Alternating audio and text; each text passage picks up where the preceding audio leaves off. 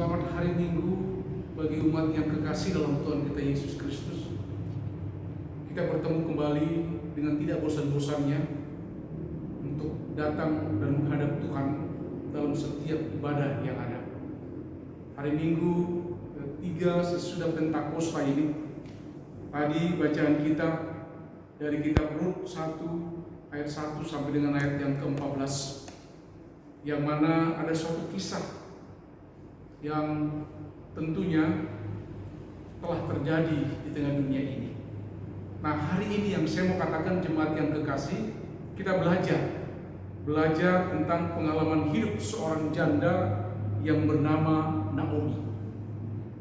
Apa yang terjadi? Karena ketika di Israel mengalami kelaparan, maka ia atau Naomi yang saya katakan dalam bacaan kita ini dan juga keluarga, dia mencari kehidupan di negeri asing yang bernama Moab. Nah, namun malang, saya katakan, malang tak dapat dihindari. Kenapa? Malang tidak dapat dihindari karena suaminya dan anak-anaknya pun dari Naomi itu Tuhan panggil, atau dengan kata lain meninggal di negeri orang. Dengan kata lain sini kita melihat dia tidak dapat menjalani hidup lagi di negeri orang tersebut. Nah, kita melihat dalam cerita itu bahwa ada kepahitan Naomi alami dan rasa tak terhiburkan lagi bagi dia. Karena ketika di daerah dia terjadi kelaparan, dia pergi ke daerah dataran Moab. Sampai di sana rupanya Tuhan punya cerita lain. Suami dan anak-anaknya pun Tuhan panggil dan meninggal. Nah, ia tidak dapat menjalani hidup lagi di negeri orang tersebut yang saya katakan. Karena kepahitan ia alami dan rasa tak terhiburkan bagi dia. Nah, namun jemaat yang kekasih, Naomi tidak sendiri menjalani kondisi itu rupanya. Karena ada menantunya, yaitu yang bernama Orpa dan Rut, yang berkomitmen mempunyai janji untuk mendampingi dia terus. Nah, Orpa dan Rut ini yang saya mau katakan berkomitmen mendampingi, walau pada akhirnya nanti dalam cerita itu Orpa meninggalkan Naomi. Bukan karena tidak setia, namun demi ketaatan pada ibu mertuanya itu. Nah, jemaat yang kekasih, kasih menumbuhkan harapan. Itu tema dari bacaan kita ini. Yang tentunya apa yang terjadi dalam diri seorang yang bernama Naomi ketika suami anak-anaknya pun Tuhan panggil meninggal dunia di negeri bukan tempat mereka hadir, dan ketika dia ditemani oleh para kedua menantunya Orpa dan juga Rut, bahkan nantinya ketika itu juga Orpa meninggalkan dia, dalam artian di situ karena ketaatan dia kepada ibu mertuanya. Nah, jemaat yang kekasih, hal pertama dari firman Tuhan pada minggu ketiga sesudah Pentakosta ini, dia mau berbicara tentang pentingnya menghadapi hidup ini tidak sendiri. Karena kenapa? Kita diajarkan melalui bacaan firman Tuhan ini bahwa sebagai manusia kita ini membutuhkan orang lain. Sebagai manusia kita membutuhkan orang lain. Kita tidak dapat menghadapi tantangan, kita tidak dapat menghadapi pergumulan seorang diri saja.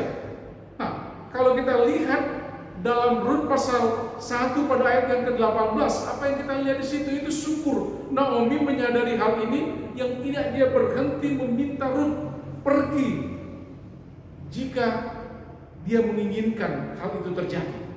Nah, tetapi jemaat yang kekasih, di sini hal yang berbeda yang saya katakan bagi kita. Ada hal yang menarik yang saya ingin katakan di sini. Menantunya yang bernama Rut hadir bersama dengan Naomi, yang menghidupkan perekonomian dan kebutuhan daripada Naomi sendiri, mertuanya. Nah, bayangkan jemaat yang kekasih, jika Rut tetap disuruh pergi, pasti akan ada cerita yang lain. Nah, demikian juga kita jangan pernah menutup diri dengan pergumulan. Kita jangan menutup diri dengan persoalan kita sendiri. Kita butuh orang lain untuk membantu dan menopang kita. Jangan pernah kita menanggung beban sendiri, jemaat yang kekasih. Kenapa demikian? Yang diingatkan di sini, belajar dari kisah ini, berbagilah beban dengan orang lain, sebab topangan dua orang lebih kuat dari seorang diri saja. Nah, selain itu, kalau kita maknai dengan seksama dalam bacaan minggu kita ini, kita diajak untuk terbuka seperti seorang yang bernama Naomi. Kita juga oleh firman Tuhan bersedia untuk menjadi Ruth, saya katakan. Ada banyak Naomi modern saat ini yang sedang berbeban sendiri. Saat bagi kita untuk menjadi Ruth yang memiliki prinsip mulia. Kenapa saya katakan Ruth memiliki prinsip yang mulia? Ruth tidak menyerah untuk menjalankan ide mulia itu dalam diri dia. Penolakan Naomi tidak menyurutkannya dan memahami bahwa Naomi ini sedang gundah dan wajar jika untuk menolaknya. Akhirnya apa yang kita lihat ada prinsip kokoh dari seorang yang bernama Ruth untuk menjadikan dia, dalam artian itu menjadikan dia bersama dengan Naomi mertuanya untuk terus berlindung hanya kepada Tuhan. Nah, karena itu jemaat yang kekasih, mari kita menghadapi setiap pergumulan hidup ini seperti Naomi yang membuka diri bagi orang lain, tapi juga mari menjadi Ruth yang bersedia memberi diri bagi penderitaan orang lain. Menopang hidup dan bergumul sendiri itu adalah hal yang wajar dalam kehidupan kita. Tapi ingat, kita tetap membutuhkan orang lain. Sebab itu bukan hanya menjadi berkat untuk menjadikan kita lebih bagi orang lain, tetapi juga harus menjadi berkat bagi diri kita yang bersedia membantu. Apalagi yang saya mau katakan situasi dan kondisi yang kita hadapi saat ini sebagai dunia dan negara. Tetapi di sini kita belajar, saya katakan, coba kita baca terus dengan baik pada ayat 6 sampai dengan ayat yang ke-13 itu. Disebutkan tadi bahwa ketika suami masing-masing mereka meninggal, menantunya tadi di situ memutuskan untuk meninggalkan Moab dan mengikuti Naomi mertuanya itu pergi. Nah, di situ diceritakan jemaat yang kekasih tentang berbagai argumentasi yang terjadi di tengah kehidupan, dalam kehidupan Naomi sendiri. Nah, tetapi apa maknanya bagi kita di era milenial ini yang membawa kita untuk memasuki suatu masa yang baru, di mana orang yang percaya, apalagi dia melihat dengan mata dia sendiri dan dia melihat orang itu berkesusahan, apa kita harus berdiam diri? Mampukah kita berbuat, membantu, menolong orang tersebut dalam rangka kebersamaan hidup yang lebih layak lagi? Nah, namun jemaat yang kekasih, suatu prinsip hidup dalam hidup kita sebagai manusia, apalagi orang percaya, karena kita harus mengedepankan kasih itu dalam kehidupan kita. Karena ya, kalau kita harus telusuri latar belakang kehidupan Naomi dan suami yang bernama Elimelek, apa yang terjadi di situ, apa yang kita lihat, itulah harapan yang harus terjadi dengan kehidupan kita. Karena untuk mengubah nasib, ternyata keadaan yang terjadi justru terbaliknya. Dengan kata lain, ini sebenarnya Naomi dan Elimelek ini ingin merubah nasib hidup mereka, karena di daerah-daerah terjadi kelaparan. Tapi rupanya terbalik yang terjadi. Karena kalau kita lihat di situ pada ayat 3 dan ayat yang kelima, akhirnya seluruh laki-laki dalam keluarga itu akhirnya meninggal di tanah rantau. Bencana kelaparan di Bethlehem sangat mungkin terjadi karena hukuman Tuhan, karena kasih itu terjadi di zaman itu. Nah, di sini jemaat yang kekasih, kita belajar bagaimana kehidupan yang harus kita jalani dalam hidup yang ada ini.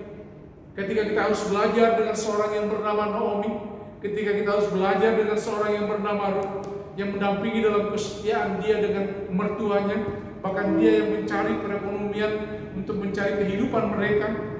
Tapi ingat, akhirnya cerita Ruth bukanlah sekedar cerita tentang seorang yang berubah dari kaum Moab menjadi Israel.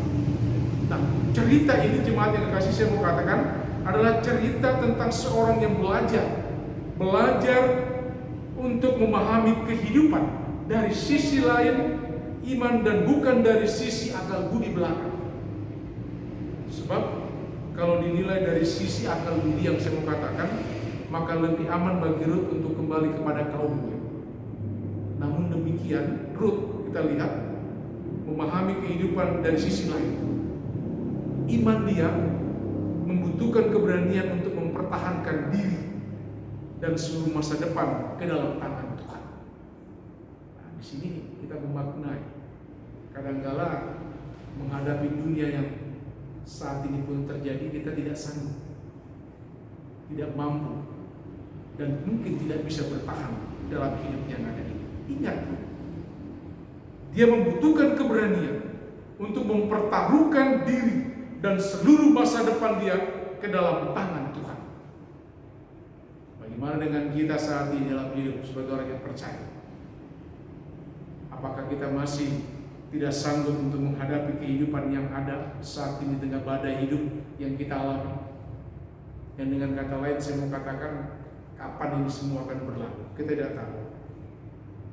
Tetapi jemaat yang kekasih dalam Tuhan kita Yesus Kristus, mari dalam beragam hidup yang kita jalani saat ini, kita pakai untuk pekerjaan dan pelayanan Tuhan. Bukan untuk diri sendiri, namun juga bagi orang lain. Karena kita hidup di dunia ini, kita pasti membutuhkan orang lain untuk terus ada bersama dalam hidup kita, untuk menguatkan kita dalam hidup yang ada ini. Belajar dari seorang yang bernama Naomi, belajar dari seorang yang bernama Rut, membuat keputusan dalam hidup mereka, itu juga yang harus ada dalam hidup kita sebagai orang yang percaya. Selamat memasuki minggu ketiga sesudah Pentakosta ini. Karya Tuhan akan terus ada dalam diri kita, dan Tuhan akan memberkati kita dalam hidup keluarga, dalam hidup persekutuan. Berkat pun Tuhan akan curahkan dalam hidup kita sebagai orang yang percaya. Tuhan Yesus memberkati firman-Nya. Mari Bapak Ibu sekalian lanjutkan ibadah ini dalam keberadaan kita bersama masing-masing di rumah. Dan ingatlah, kita tetap ada di rumah lawan COVID-19 ini, dan semuanya akan berlalu dan Tuhan memberkati kita. Amin.